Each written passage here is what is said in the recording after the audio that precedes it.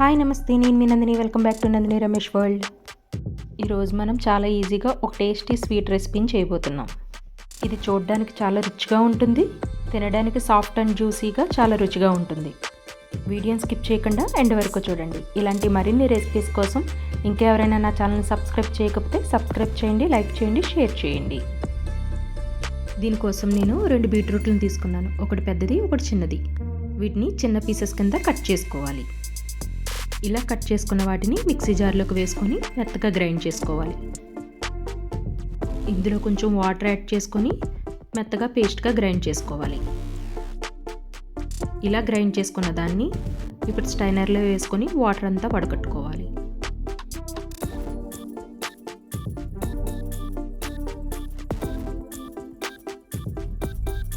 ఇప్పుడు దీన్ని స్పూన్తో ఇలా కలుపుతూ వాటర్ అంతా తీసుకోవాలి. ఇలా కలుపుకున్న దాన్ని మళ్ళీ సెకండ్ టైం ఒకసారి మిక్సీ జార్లో వేసుకొని మరలా గ్రైండ్ చేసుకోవాలి. దీని నుంచి మరలా వాటర్ తీసుకోవాలి.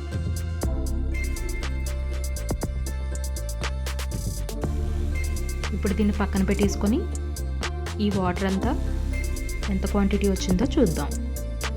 ఈ బీట్రూట్ వాటర్ నాకు ఈ కప్పుకి వచ్చింది. 1 కప్పు బీట్రూట్ వాటర్కి 1/2 కప్పు కార్న్ఫ్లోర్ యాడ్ చేసుకోవాలి.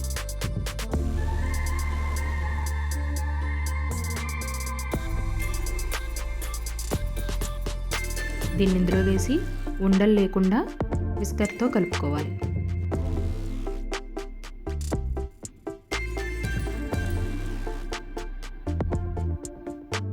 ఇలా మిక్స్ చేసుకున్న దాన్ని ఇప్పుడు పక్కన పెట్టి స్టవ్ వెలిగించి ఒక గిన్నె పెట్టుకొని 1 కప్పు వాటర్కి 1 కప్పు బెల్లం వేసుకుంటున్నాను. ఇందులో 1/4 కప్పు వాటర్ యాడ్ చేసుకొని బెల్లం బాగా కరిగించుకోవాలి. బెల్లం మొత్తం కరిగేంత వరకు ఇలా కలుపుకుంటూ ఉండాలి. చూడండి, బెల్లం మొత్తం కరిగిపోయింది కదా. ఇప్పుడు దీన్ని పక్కన పెట్టుకొని ఒక కడాయి పెట్టుకొని ఇందులో 1 స్పూన్ గీ వేసుకోవాలి. గీ బాగా మెల్ట్ అయిన తర్వాత ఇందులో మీకు నచ్చిన డ్రై ఫ్రూట్స్ యాడ్ చేసుకోండి. ఇవి కొంచెం చిట్టపట్టమనే వరకు కొంచెం ఫ్రై చేసుకుంటూ ఉండాలి. ఇలా వేగిన వాటిని తీసి ఒక ప్లేట్లో పెట్టేసుకోండి. ఇప్పుడు ఇదే ప్యాన్లో బెల్లం కరిగించుకున్నాం కదా, ఏమైనా డస్ట్ ఏమైనా ఉంటే పోతుంది కాబట్టి వడకట్టుకొని వేసుకోవాలి. మంటను మీడియం ఫ్లేమ్లో ఉంచుకుంటూ ఇది ఇలా కలుపుకుంటూ ఉండాలి. పాకం వచ్చిందో లేదో చూద్దాం.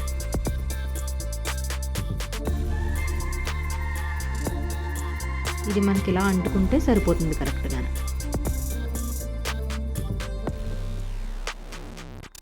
ఇప్పుడు ఆల్రెడీ మనం బీట్రూట్ వాటర్లో కలిపెట్టుకున్న కార్న్ఫ్లోర్ ఒకసారి కలుపుకొని ఇందులో వేసుకుంటూ ఉండాలి.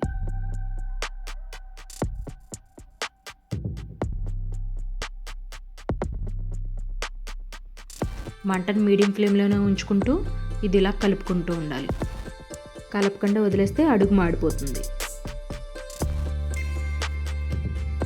చూడండి, కాసేపటికి ఇది కొంచెం చిక్కపట్టడం మొదలవుతుంది.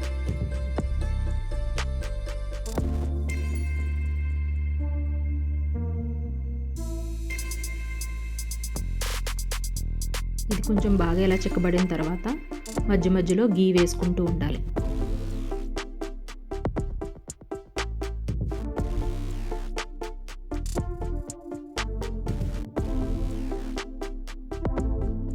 ఈ గీ మధ్య మధ్యలో ఒక్కొక్క స్పూన్ చొప్పున వేసుకుంటూ అలాగే 8 స్పూన్స్ వేసాను.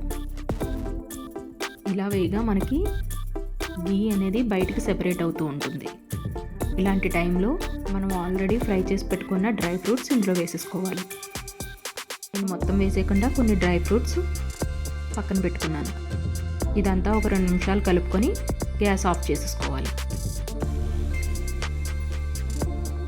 ఇప్పుడు కేక్ బేక్ చేసుకునే ట్రేస్ ఉంటే మీ దగ్గర కొంచెం గీ అప్లై చేసుకొని కొంచెం మిగిల్చుకున్న డ్రై ఫ్రూట్స్ ఇందులో వేసుకొని బీట్రూట్ హల్వాని ఇందులో వేసేసుకోవాలి.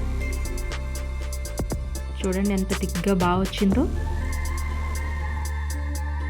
ఇలా మొత్తం వేసుకొని ఈవెన్గా స్ప్రెడ్ చేసుకోవాలి.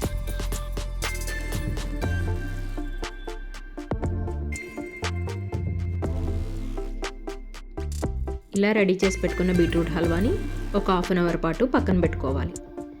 ఇది కొంచెం చల్లారిన తర్వాత ఒక ప్లేట్లో వేసుకొని టర్న్ చేసుకోవాలి. దీనిపైన ఒకసారి ఇలా ట్యాప్ చేస్తే చూడండి బీట్రూట్ హల్వా ఎంత బాగా వచ్చిందో. దీన్ని ఇప్పుడు చాక్తో చిన్న పీసెస్ కింద కట్ చేసుకోవాలి.